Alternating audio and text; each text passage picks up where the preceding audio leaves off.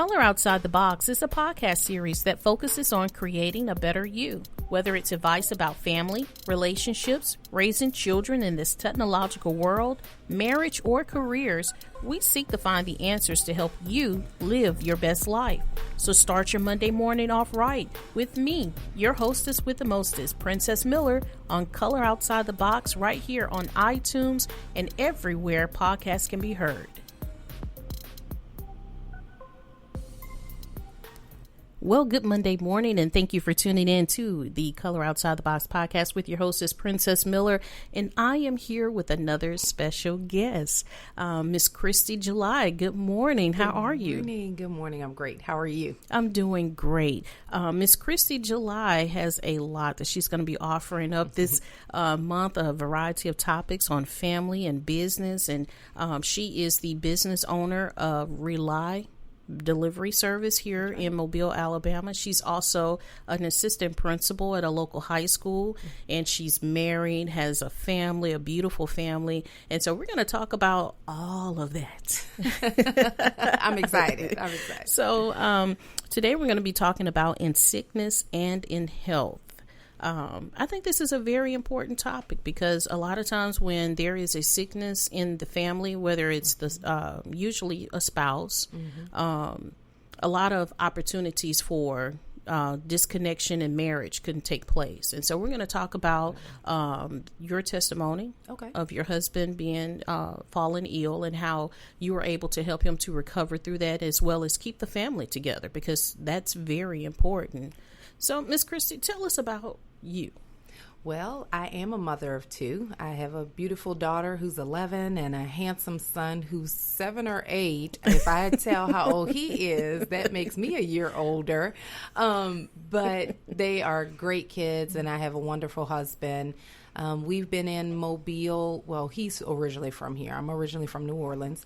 Went to college here and met my husband and stayed. Awesome. And so, yeah, we've made a very nice life here and have met some great people such as yourself, and have made great friends here in the city. So we're excited. I love being in Mobile. Now I see some great things on the horizon for the city. And so I'm happy that my family is able to experience that and be a part of it. Awesome. So a couple of years ago, what year was it that your husband became ill? It's 2 years ago. Okay. And it actually probably started prior to that. And we just didn't know what was going on. So there were some signs that things were different, but we just thought maybe it's that 12-year marriage thing, or, something else. I don't know. We're at a still moment in time. And the reason that I'm focusing more on our marriage is because the illness actually was impacting the way in which we engaged with one another. I not knowing that he was sick and he not knowing that he was sick, we kind of just kept doing what we normally do. We were in our routine, but the routine was a little different because some of those things that husbands and wives share weren't being shared anymore. Those intimate moments may not have been as intimate as they used to be, or the communication may not have been as open as it was prior to that. And that's why I thought maybe we've been married 12 years. Maybe that's what it is. But come to find out, not long, a year or so after that. Now, we've gone to doctors in between this time. We've talked to different specialists, and everybody's given their opinion and deciding what medicine may need to be taken, or, what other routes in regards to communication we may need to have. Everybody's giving their separate opinions, and we're just going with everything. We're trying everything. Only to find out about April, all of a sudden, my husband was really sick in that he had this bad headache. And so he took my daughter to gymnastics, and then he said, well, I'm just going to go lay down. Okay, fine. First time, fine. So he laid down, went to sleep, and then the next morning when we woke up, he said, I've already taken the day off because my head is just killing me. I can't go to work today. Like, okay, now I don't like this. So a few red flags started to pop up. So I was able to get him to eat a little bit because he hadn't eaten the day before. So he did sit up for a few minutes, and he ate a little bit of oatmeal before I got everybody ready to go to school and for me to go to work. And so he took the day off. So I called him throughout the day. Was not getting a good feeling from this. So I contacted his general practitioner and said, listen, I don't know what's going on, but I need you to see him today. And so they worked him in. And when I finally reached them after they had seen him, they said, well, we're going to schedule an MRI for Monday. That does not work with my timeline. And so I started calling all of the MRI agencies in Mobile. What do I need to do to get my husband in? And so, and do you have availability for today?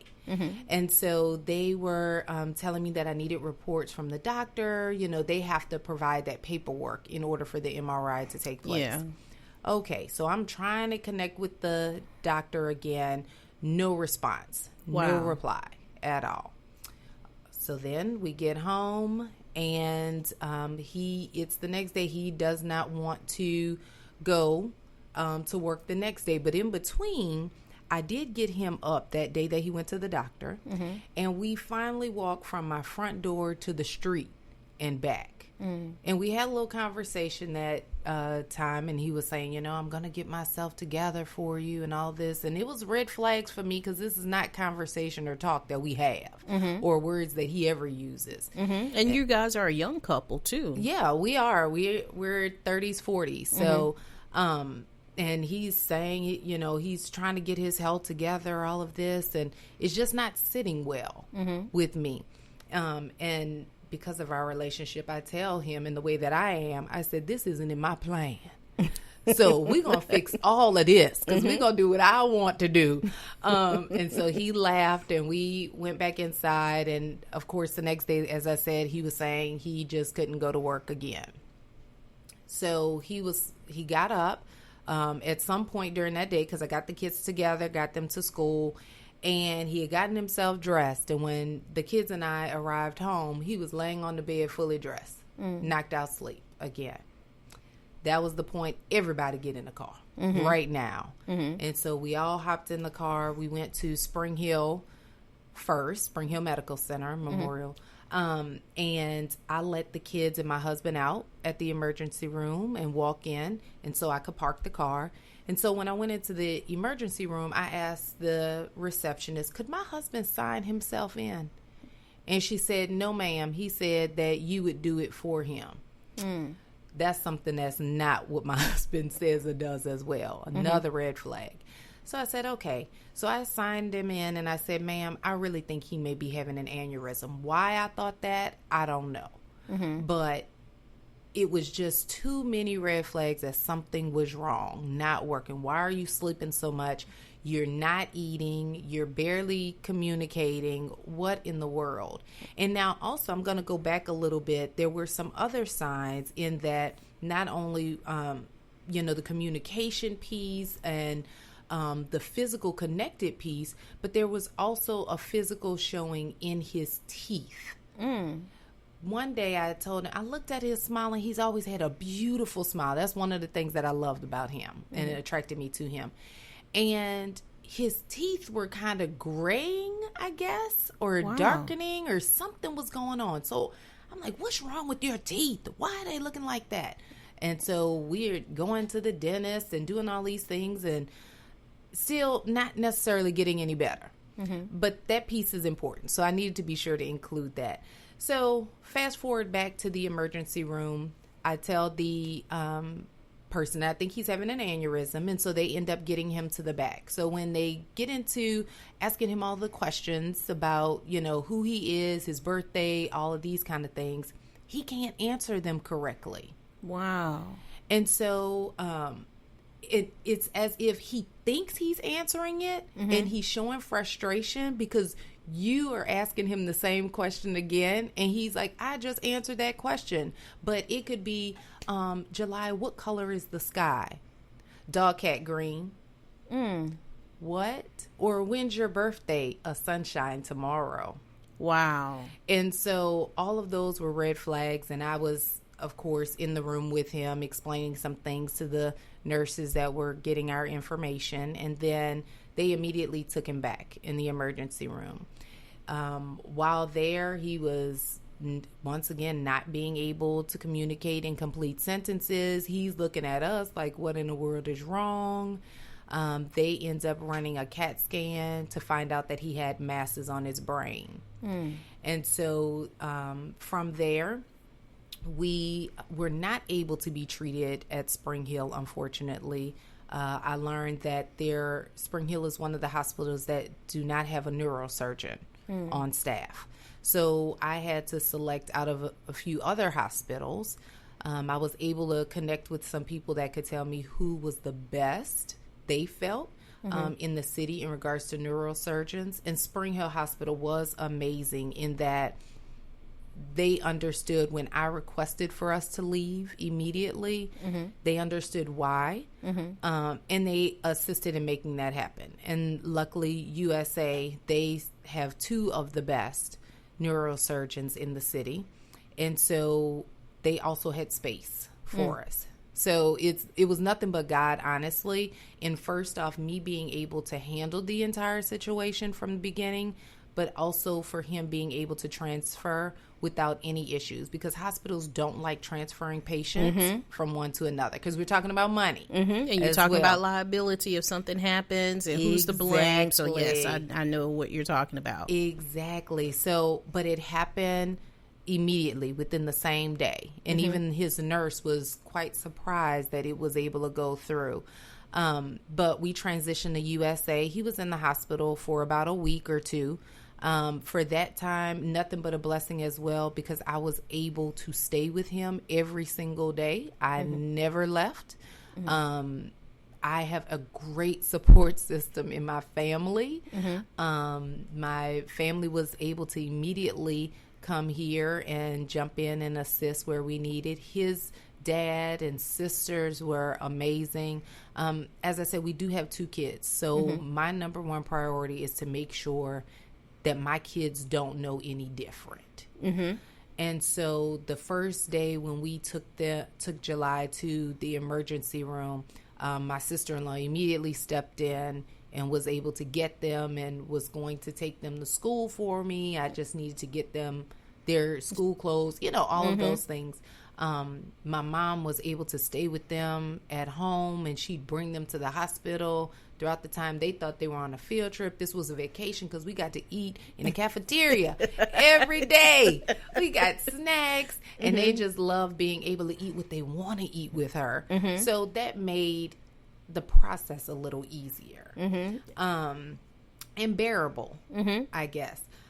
So I was there every waking moment doing whatever it is that was needed for him, but also making sure that the hospital staff knew he had people that were in his corner looking out for him, and I'm going to hold you accountable. And that is so important, because sometimes if a patient is there and there's no family members, they may not get the care that they need. Exactly. That family member, if that patient is in pain, they may not get to that patient as quickly. But when you have a family member that's there that's like, hey, we done bust you twice. When are you guys going to get here? And they make sure they do what they supposed to do. So I understand that as well. And that was number one in my mind. You are going to do what I need you to do when I need you to do it, because this is his life that we're talking about. Where did you find the strength in that situation? Because it had to take a tremendous amount of patience, strength to get through that situation. When I tell you it was nothing but God, there is no other answer for that. First off, patience, as you said, I don't have a lot of that all the time. And being in one place for a long period of time, sometimes over 30 minutes, really makes me anxious, and I have to get out. I have to do something different. I never at one time felt that, ever. Awesome. And for me to grab my notebook when I went home to get the kids' clothes and my clothes, because I realized, I'm going to be here for a while, to get some things together to go to the hospital. I grabbed my notebook, and I don't think I really realized why I was grabbing it at the time, But that notebook became my accountability for every doctor